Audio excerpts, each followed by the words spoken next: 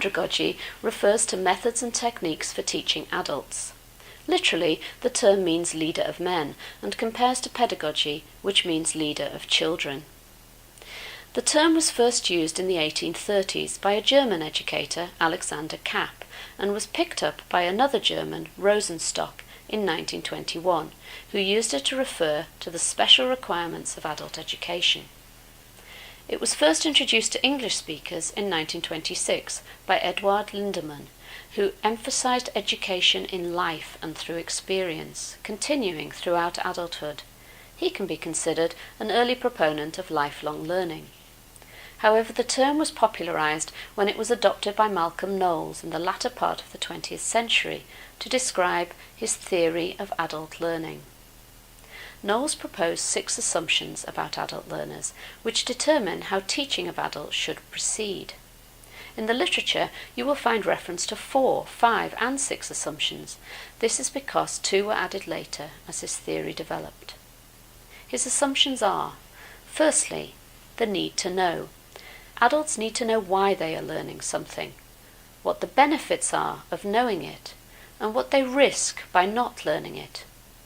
Evidence suggests that when adults know how learning will happen, what learning will occur, and why it is important, they will respond more positively to learning experiences. This leads to a need to include adults in deciding what it is they learn and setting goals and plans for their learning. The second assumption is self-concept. Adult learners have a self-concept of being responsible for their own decisions. They are naturally self-directed in their lives and in their thinking, which may lead to self-management of learning. This has 2 elements. Firstly, taking ownership of learning in terms of making decisions about what and how to learn, and secondly, self-direction, which includes self-management, motivation, and monitoring. Self-concept is likely to be context-dependent. That is, it will vary between different learning situations. The third assumption is experience. Adult learners have experience, and that experience is more diverse than is the case with children. Learning can therefore draw on this experience much more fully. However, adults may also have ingrained ideas from this experience, leading to bias or single-mindedness. Adults tend to associate experience with who they are. Their identity is defined in terms of what experiences they have had. All of this means that learning needs to be associated with existing knowledge and learning activities situated in real experience. Learning should be active, constructive, and collaborative, and learners also need to recognize that sometimes unlearning is required. The fourth assumption is readiness to learn.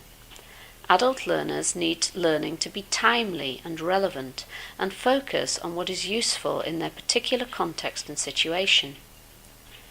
Pratt identifies 2 dimensions along which adults vary in different learning situations.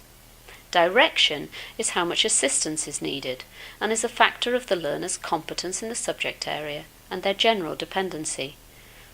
Support is how much encouragement is needed from others and is a factor of their commitment and their confidence in their ability to learn.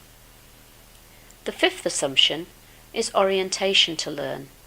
Adult learning is life-centered and focuses on tasks and problems rather than on subjects. So learning needs to be contextualized, and experiential learning is most effective. Kolb proposed an experiential learning cycle, where learners have concrete experiences of the here and now. They observe and reflect on those experiences. They generalize from those experiences to develop concepts and theories, and they then test these generalizations in new situations. Finally, the sixth assumption is motivation to learn. This may be extrinsic, for example, through rewards and grades, but in adults it is more likely to be intrinsic, for example, self-satisfaction, enjoyment, having choice and control over what is learned, and value, feeling that what is learned is worthwhile.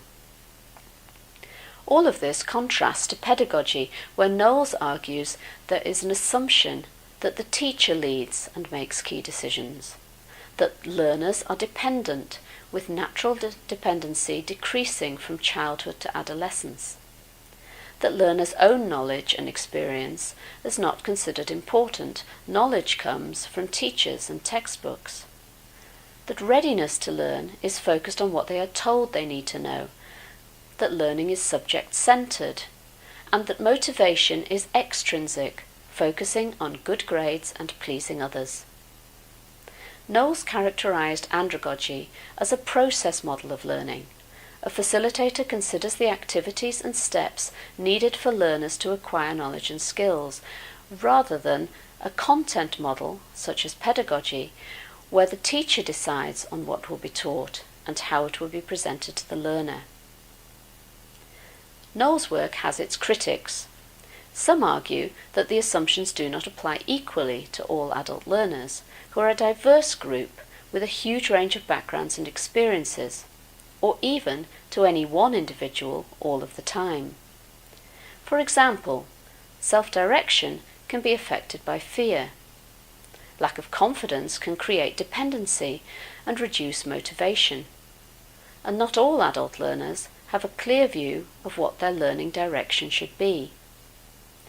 Others argue that Knowles creates a false dichotomy between adult and child learners, arguing that children have experiences that shape their learning as well, and benefit from contextualized, experiential learning.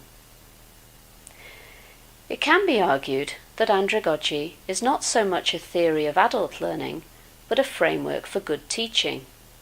Later, Knowles did adjust his position, acknowledging the need to look at which assumptions apply when looking at a particular learning context, rather than looking specifically at the age of the learner.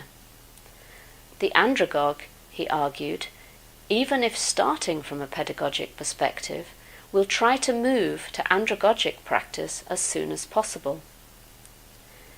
This approach can be applied regardless of the age of the learner, and suggests that andragogy could be viewed simply as good teaching practice.